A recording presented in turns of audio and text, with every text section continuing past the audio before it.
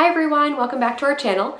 Today I am doing a video that I don't think I have ever done before, and it is a monthly TBR video. It's just not usually the type of video that I do. I tend to just want to pick up whatever I'm in the mood for at that time, but since it's almost October, I really felt the need to do a sort of spooky, eerie, creepy book list specifically for the month of October, just to get me in the autumnal Halloween mood. So I have a stack of books here in front of me that more or less fit that description, and I wanted to share them with you. I am trying out a different angle today, so let me know what you think of it. I kind of like it because I'm getting a little more sun on my face, but it's also because the clouds are racing by, so I apologize if it gets light and then gets dark again, and back and forth, back and forth. It's just the way it is today, guys. The first book I had to share with you is one that I actually started yesterday, before October. There's a reason behind that, and it's because it's the next buddy read that Les and I are doing together.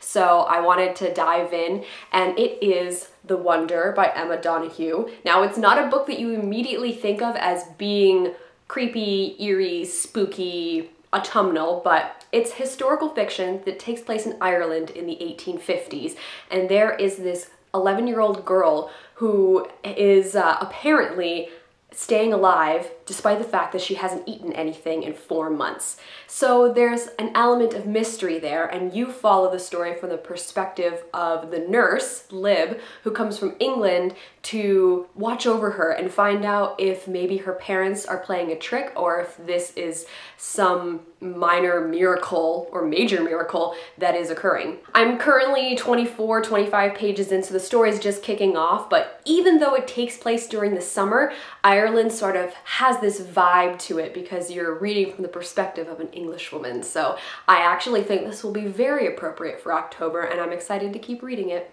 The rest of these books that I'm going to talk about, I would say, are going to probably mostly be read in this order because it's in the order of importance of how much I think and want to read them. The first one of those is Rebekah by Daphne du Maurier. This was on my list of 8 books that I want to read for 2018, and I decided that I was going to specifically save it for this month because I know how much this book means to a lot of people, and I've heard how creepy it can be. It's about an unnamed woman who meets a widower. They have a very quick courtship and he proposes to her, she accepts, and he brings her back to his home. And when she arrives at the home, she realizes that his dead wife, Rebekah, has this particular hold over the house. What that means, I don't exactly know, but I will find out. This is definitely one that I want to read this month because it has been in the back of my mind for so long, and I can finally know why everybody loves this book so much. The third book that I would like to read this month is A Pleasure and a Calling by Phil Hogan. This is actually an ARC that I got a couple years ago and never read, so I feel like it's finally time I should pick this up. It is definitely a thriller, kind of creepy book. There's no branches on it, but there is the silhouette of a man in the rain, so that kind of gives me those creepy vibes. It's about a man who's a real estate agent in a small English community, and so he has the keys to a lot of different houses, and after he sells the house to somebody, he still has a copy of that key, and he uses it to watch people, to observe people's lives, a little bit of voyeurism going on there potentially. And then one day there's a dead body that turns up, and this guy is afraid that his secret of what he's been doing is gonna finally be revealed. Definitely getting the real serious creepy vibes from this one, so hopefully it'll be good. The fourth book I want to read is The Accident Season by Moira Fowley Doyle. This is a YA book about a 17-year-old girl named Cara, not sure, and she and her family every October become extremely accident prone.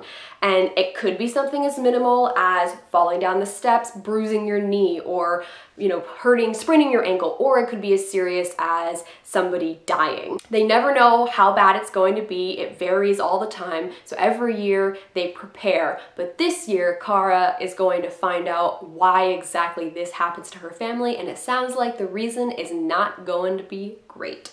I feel like this will be a good motivator book. Maybe I've made my way through Rebekah and I'm feeling like I'm slowing down for the month, then I can read this because it's a YA book. The font is pretty large. It's it's not going to be a difficult read, so this will be my motivator. Now we're sort of getting into the books that I may or may not finish this month. This TBR is definitely more than I tend to read in a month. I'm usually a 2 to 3 books per month kind of person, so who knows if I'll get to these. But the first one that I might get to is Pretty Girls by Karen Slaughter. This is a book that I recently hauled, and it is definitely a dark book from what I've heard. Karen Slaughter is known for writing very dark books, so I have a feeling I'm not the only one who's going to be reading her in October. This one is about 2 sisters who haven't spoken to each other in about 20 years since their 3rd sister, Julia, disappeared.